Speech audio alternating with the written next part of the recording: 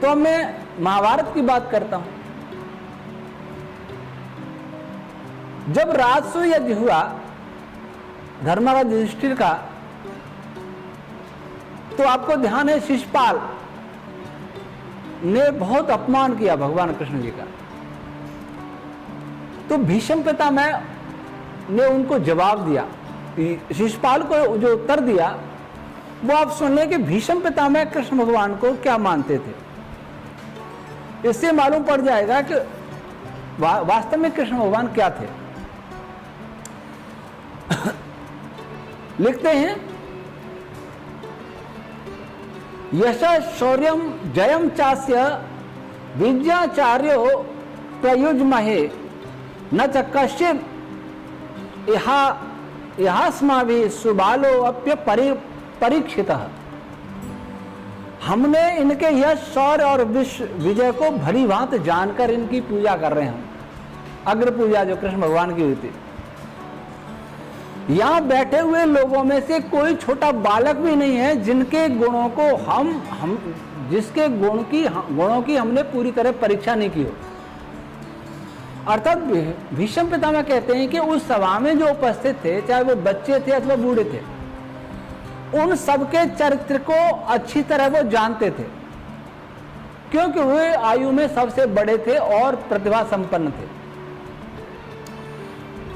तो भीष्म पितामह बोल रहे हैं और महर्षि व्यास जी ने उसको महाभारत में लिखा। तो वो बात सही है या आप जो मन से मानते हैं वो सही है।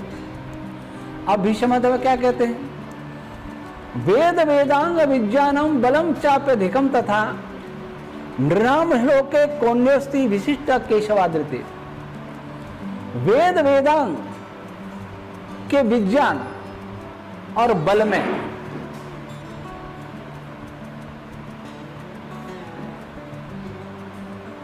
मनुष्य लोक में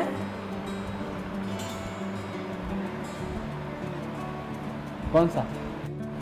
भीष्म पितामह क्या कह रहे हैं, जो गुण बता रहे हैं, वेद वेदांग विज्ञानम बलम चाप्यधिकम तथा नृणाम हिलोके कौन्योस्ति विशिष्ट केशवादृते।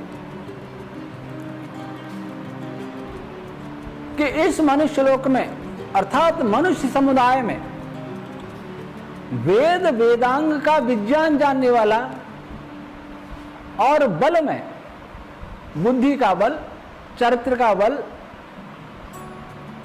अस्त्र शस्त्र का बल, इस सब बल में श्री कृष्ण से बढ़कर कोई भी व्यक्ति संसार में नहीं है। आप तो कृष्ण भगवान को परम पुरुष बता देते हैं, सृष्टि का रचयिता मान लेते हैं, घट घटवासी मान लेते हैं, लेकिन भीष्म पितामह क्या करें, इस मनुष्य लोग परमात्मा होते तो ये बात कहने की जरूरत ही नहीं है। सीधे कह देते हैं ईश्वर हैं, सृष्टि के रचयिता हैं, इसलिए हम उनकी पूजा कर रहे हैं। शिशुपाल भी विरोध नहीं करता। और ईश्वर के बारे में कहेंगे वेद वेदांग का विज्ञान जानता है ईश्वर, तो ये ईश्वर के लिए कोई बड़ी बात नहीं है। ईश्वर का तो वेद है ही, तो इसमें ईश्वर की प्रशंसा नहीं है। जो भी गुण बताए भीष्म पितामह ने, जिनको भी महाभारतकार ने महर्षि व्यास जी ने लिखा है, उन गुणों की परमात्मा के लिए कोई महत्ता नहीं है। हम परमात्मा अपमान कर रहे हैं। लेकिन अगर भगवान श्री कृष्ण, भगवान में फिर बता दो, भगवान का अर्थ आदरणीय, वैराग्यवान, विद्यावान, यशवान, कीर्तिवान, ये इसको भगवान कहते हैं। किसी भी महापुरुष के लिए आदर सूचक शब्द है ये। ऋषि महर्षियों को भगवान कहते, आइए भगवान गुरु को भगवान कहते थे। और जो सृष्टि रचयिता है, क्योंकि वो सबसे बड़ा है इसलिए उसको भी भगवान कहते हैं। तो भीष्म पितामह कहते हैं कि वेद वेदांग और विज्ञान का कोई भी तत्व ऐसा नहीं है जो ये नहीं जानते। और क्या क्या गुण है, दानम दाक्षम श्रुतम शौर्यम ह्रीः कीर्ति बुद्धिरुत्तमा सन्नति श्री धृति तुष्टि पुष्टि नियताच्युति। दान है, दक्षता है, शास्त्र का, ये बहुत सारी गुण। इनमें भी कोई ऐसा नहीं है जो श्री कृष्ण जी में नहीं है। अब बताइए, ये गुण कोई भी ऐसा नहीं है जो परमात्मा में बताएं फिर परमात्मा का बड़प्पन सिद्ध होता हो। इसलिए भीष्म पितामह मनुष्य बता रहे। अच्छा, जब ये गुण बता रहे भीष्म पितामह, और फिर ये कहने कि हमने सबके बच्चों को भी जाना है कि उन्होंने क्या क्या किया है, सबके चरित्र को हम जानते हैं, फिर हम इनकी पूजा कर रहे हैं। तो जो ऋषि दयानंद ने कहा वही भीष्म पितामह कह रहे हैं कि इनमें सारे जन्म से लेके बचपन से जानते सब। इसका मतलब कृष्ण भगवान को भी जानते हैं। तो भीष्म पितामह कह रहे हैं, महर्षि व्यास जी उसकी पुष्टि कर रहे हैं, क्योंकि वो लिख रहे हैं ऋषि दयानंद को आप नहीं मानते कोई बात नहीं, ऋषि दयानंद से आपको द्वेष है कोई बात नहीं, इनको तो मानिए। क्या सिद्ध हुआ कि श्री कृष्ण भगवान अच्युत हैं, कभी मर्यादा का अतिक्रमण उन्होंने नहीं किया। वे तो बचपन से ही प्रतिभावान है, बचपन से ही महाविद्वान है, बचपन से ही वैज्ञानिक है, बचपन से ही योद्धा है। अर्थात योद्धा तो बाद में बनेगा, लेकिन उनकी बुद्धि उनका ज्ञान बचपन से ही था। अच्छा, स्वयं भीष्म पितामह क्या कहते, वो स्वयं श्री कृष्ण भगवान क्या कहते हैं?